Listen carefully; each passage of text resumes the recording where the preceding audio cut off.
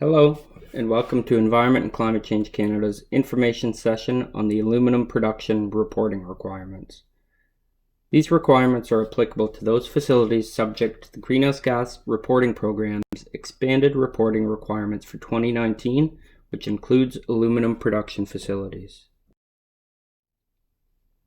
We'll begin the session by introducing the expansion of the GHGRP and the aluminum requirements. We'll then explore the specific aluminum production reporting and quantification requirements. And finally, we'll discuss some common reporting issues specific to the aluminum sector, and then we'll wrap up by describing the resources available to help reporters. Here's a quick summary of the GHGRP and its recent expansion. The Greenhouse Gas Reporting Program administers the annual mandatory reporting of greenhouse gas emissions by facilities under the authority of Section 46 of the Canadian Environmental Protection Act. In 2017, Phase 1 of the GHGRP expansion was implemented. This phase included the following changes. First, the reporting threshold was lowered from 50 kilotons to 10 kilotons in carbon dioxide equivalent units. And second, the lime, cement, aluminum, iron and steel, and carbon capture, transport, and storage sectors were required to quantify their emissions using prescribed methods and report additional data that is associated with those calculations. In 2018, we implemented Phase 2 of the expansion. Similarly, there are additional requirements by sector. Specifically, this includes ammonia, base metal, electricity and heat, ethanol, hydrogen, mining, nitric acid, petroleum refining, and pulp and paper sectors. For 2019, while some small adjustments have been made, this year continues the same requirements from the first two phases of the expansion. Aluminum production reporting requirements are contained in Schedule 10 of the 2019 GHGRP notice, and prescribed quantification methods are included in Section 5 of Canada's Greenhouse Gas Quantification Requirements document. Aluminum production is defined as the primary processes used to manufacture aluminum from alumina, including electrolysis and pre-bake in Soderberg cells, anode and cathode baking, and green coke calcination. CO2, CF4, and C2F6 emissions can be released from these processes, and SF6 may be emitted from leaks when used as a cover gas. Note that while not discussed in this video tutorial, fuel combustion and flaring reporting requirements are applicable to aluminum facilities as well. These requirements are discussed in a separate video tutorial. With respect to reporting requirements, they will depend on the aluminum production processes occurring at the facility. Annual emissions of each greenhouse gas from each process must be reported, along with specific production or process data such as aluminum produced, anodes consumed, recovered tar, etc. In many cases, there are additional related data to be reported as well, such as the ash, sulfur, and hydrogen content in anode-cathode binding agents. The methods used to quantify emissions must be reported as well, and this often determines which other parameters are required. With respect to quantification, carbon dioxide process emissions may be calculated using either a mass balance method, which takes into account the carbon content of materials, or using CEMS.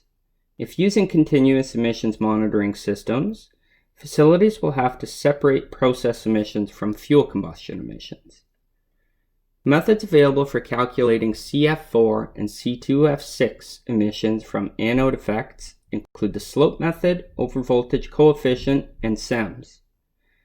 For SF6 product use when used as a cover gas, methods available for accounting for leaks include either calculating emissions by looking at facility inventory values or by using direct measurement. For the purpose of integrating facility-reported data directly in national-level greenhouse gas reporting, for example in the National Inventory Report for Canada, the emissions data reported by facilities to the GHGRP need to be fully supported by estimation details provided in the report.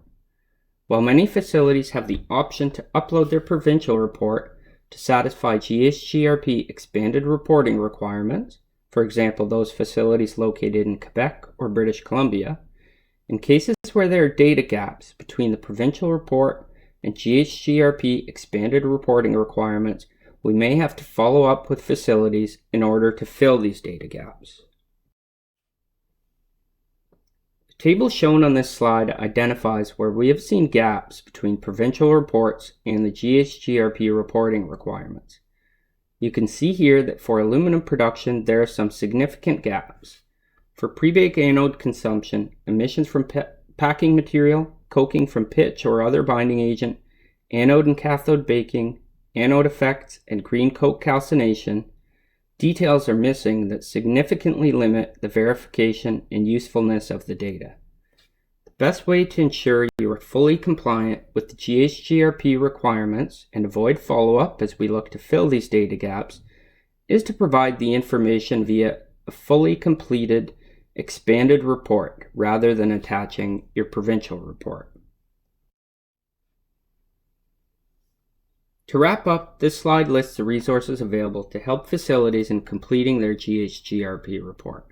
Our website listed here is the place to go where you can find a link to the 2019 GHGRP notice, which describes the latest reporting requirements.